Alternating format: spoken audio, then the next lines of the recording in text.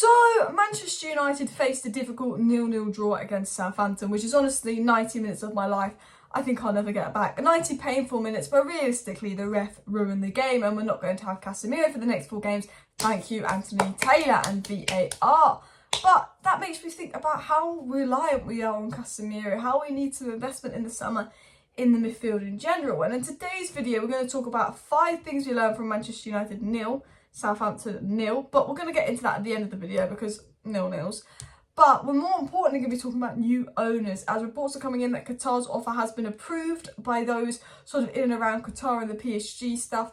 Those around PSG and Qatar have approved like Qatar's offer. Qatar can go and bid for United. That's been approved by everyone around. And also reports about Jim Ratcliffe, his plans. Duncan Castles, who was a pretty decent journalist, he used to sometimes say a bit too much and it was kind of inaccurate.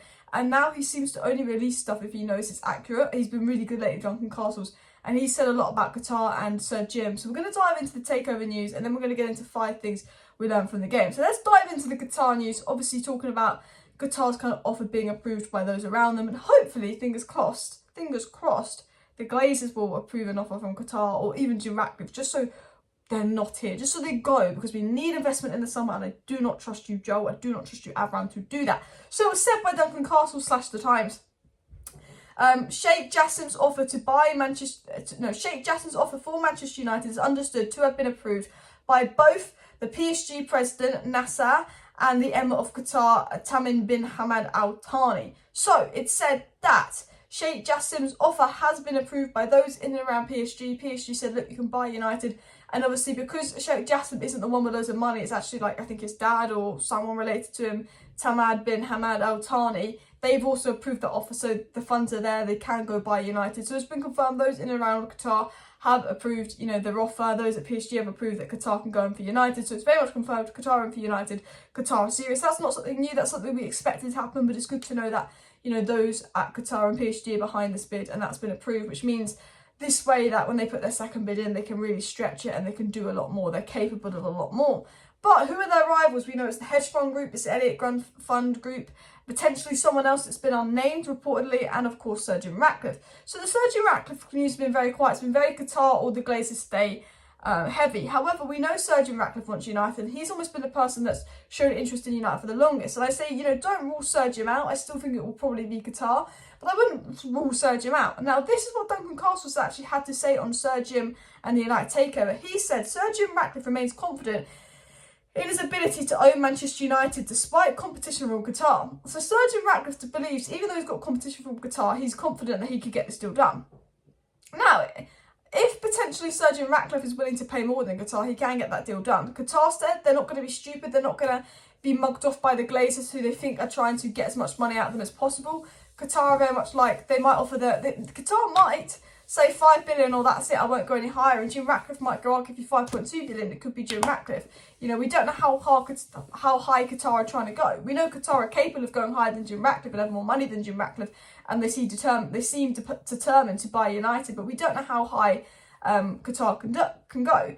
And so we don't know how high Qatar will go. We know they can go really high, but we don't know how high they will go. We don't know if this news that they're determined at all costs to get United is fake or real. But then what's being said by Duncan Castle, sorry if that's not making sense, I had like a complete brain meltdown in my head, is that, Sir Jim is comfortable and confident that he could maybe do what Qatar's doing, match the Qatar bid, potentially outbid them, and maybe Sir Jim Ratcliffe's willing to go for United at all costs. I still think, in my opinion, that Sir Jim wants United, and of course he'll back himself, but I don't think he's going to be able to match Qatar's offer. The initial Qatar bid we know is the largest, and Qatar's second bid we assume will be the largest. So unless Qatar pull out or just don't want to work with the Glazers, I don't see Sir Jim happening. However, it was also said, Sir Jim Ratcliffe has commissioned Sir Dave Brailsford to assemble a team of people capable of overhauling Manchester United sporting organisation.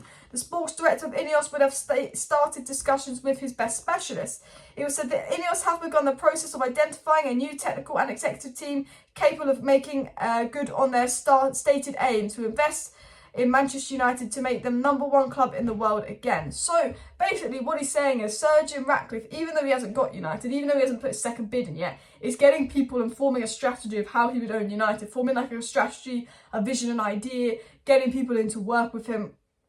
And that's what he's considering. So if Sir Jim is doing this, then he must be quite confident he's going to get United, which is something to think about. However, we know that Qatar have already said what their vision would be if they owned United, what their strategy would be, what their plans are. You know, Qatar and Sir Jim Ratcliffe are very much planning for if they do get United, which might also hint, and this is just a hint, this is not saying that this is the case, but we know the Rain Group have always been saying the goal is the full sale by April, the goal is the full sale by April. Then obviously the Glazers have got their PR teams to leak that they'll be looking to stay, you know, the minority stakes more likely, la-di-la-di-la. That could potentially have just all been a negotiation tactic to get a higher bid from Qatar and Jim Ratcliffe, because Jim Ratcliffe and Qatar, even though they've put full bids in, they already talk about their plans, their strategy if they own United, which would suggest that maybe the Rain Group had said to one of those two groups, you know what, it's probably going to be the full sale, it's going to be you or Qatar, so you need to like start planning, it's going to be between you two. Potentially that's just an idea, I don't know if that is the case. It was also said Ineos Director of Sport is understood to have opened conversations with the best of class practitioners in recruitment, analysis, sports science and training ground infrastructure. And apart from Sir Jim Ratcliffe and Sheikh Yassin bin Hamad Al Thani, a third unnamed group is involved in the round of face-to-face talks being run by US bank Rain. So, 3 groups involved for the takeover. Although it's been heavily Qatar or heavily Glazers staying, all of a sudden Jim Ratcliffe's confident. They're all planning. Qatar stuff's been improved. Jim Ratcliffe is making plans and confident he'll get it. And there's a potential the Glazers could stay. So nothing crazy. We still don't know who the next owner is going to be. But we've got a little bit of an update in there on Duncan Castles on what is going on. Now, let me know in the comments, who do you want the new owners to be? For me, I still think Qatar will be the best owners, as Jim Ratcliffe would likely bury down to United. Now, that's enough of me rambling. I hope that made sense, because I kind of went off on a bit of a tangent, and it did make sense to me because I'm basically deaf at the moment because my ears are blocked, so I can't actually hear if what I'm saying makes sense.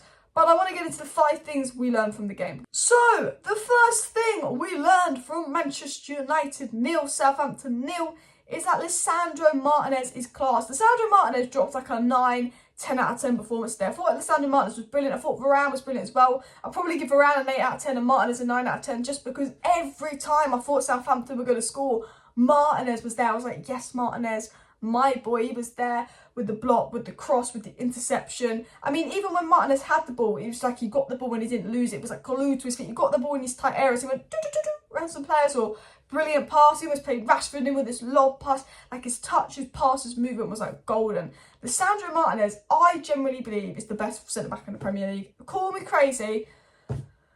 He is so good to watch. Forget that Liverpool blip. Take that Liverpool blip out. Lisandro Martinez is freaking class. The second thing we learned, though, is that United's midfield needs some significant reinforcements, because we are so reliant on Casemiro. We've got so many injuries with Donny, Sabitzer, Eriksen injured. We don't want to go back to McFred for the remaining 4 games.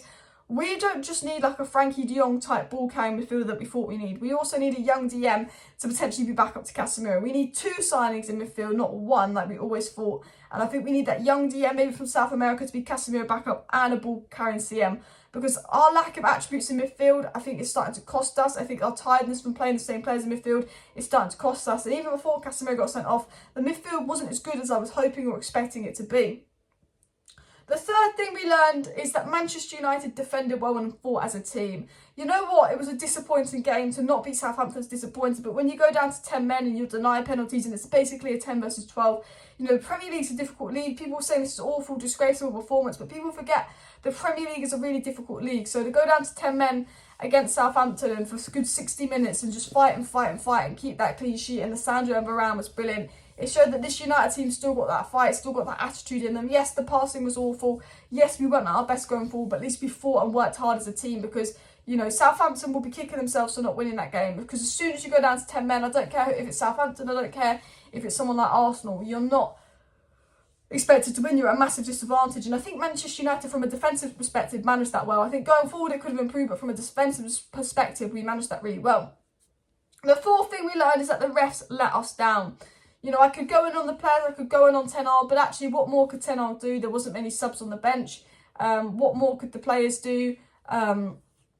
Maybe just improve their passing. Maybe the attacking players could, but, you know, they should have got a penalty. Bruno was close to scoring. It was a fantastic save. Yeah, Rashford could have had a better game. Yeah, Anthony could have had a better game, you know. But at the end of the day, you know, I do think had Casemiro been on that pitch for 90 minutes, we would have saw more of Sancho, Anthony and Rashford than we did see. I think they couldn't get the ball as much because we didn't have the ball as much because we went down to 10 men. So I can't really go in on the players, you know, because I think it would have been different if there was 11 men on the pitch. It just makes it harder for every single player. Especially the defence, and you notice that the defence are not better, but you notice the defence's job that they do because they're under more pressure, whereas the attack, we couldn't get the ball to them as much because of the lack of bodies in midfield. And I just think, to be honest, I'm not going to blame an individual player, I'm going to blame the ref. I think the ref really just let us down, and it's what was really annoying about it is you can argue that Casemiro, what he did was a red, and that's fine, but it's the fact that the exact same person on VAR let 3 tackles identical or worse than that go yesterday, but as soon as it's Casemiro and Man United, he's like, oh, check on this, Anthony Taylor, you've given a yellow, but actually maybe give a red. And he was the same guy who was on VAR against Crystal Palace when loads of other players did what Casemiro did, but you only saw what Casemiro did and thought, yeah, let's send off Casemiro. I think he's an insecure Arsenal, Manchester City fan that doesn't want to admit Casemiro is better than Rodri or Partey, and I generally think that guy came in with a bias. I think Andrew Marriner needs to be investigated 100%. We know Anthony Taylor's crap, but I think whoever was on VAR, Andrew Marriner needs to seriously be investigated by the Premier League. I don't care. The 5th and final thing we learned from the game is there's a severe lack of options on the bench. We had Palestri and Garnacho to come on, and I like Palestri and Garnacho, but if you need a goal, there's no Martial on the bench, he's always injured, there's no big striker on the bench.